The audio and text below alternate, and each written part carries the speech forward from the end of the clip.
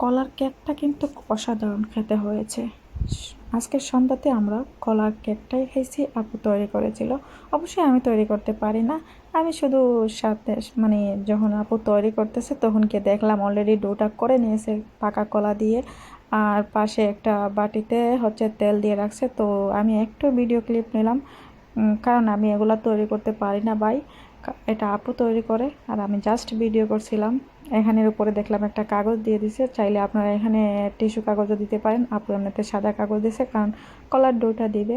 কিন্তু সব শেষে কলাটার কেকটা অনেক স্বাদ হয়েছে, সেটা সত্যি কথা। মানে আপুর হাতে এমনিতেই যে কোনো কেক টেক আমার কাছে মনে ভালো হয়, কারণ আপু অনেক মজা করে সব কিছু তৈরি করে।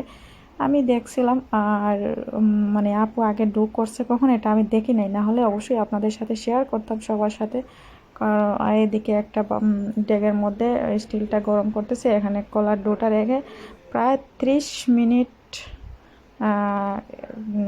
মাঝারি আগুন দিয়ে গ্যাস দিয়ে রাখবে, এর জন্য দিয়ে দিচ্ছে। আর আমি তো বসে বসে দেখছিলাম, মানে দাঁড়িয়ে দাঁড়িয়ে দেখছি আর ভাবতেছি যে কখন হবে খাবো।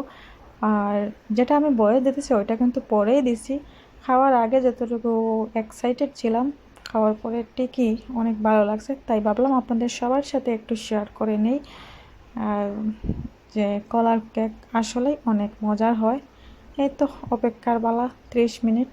30 মিনিট অপেক্ষা করেই আপনারা যেটা সামনে মানে ফার্স্টে দেখে নিয়েছেন ওটাই হচ্ছে রেজাল্ট ছিল, কিন্তু মজা অনেক ছিল সেটা।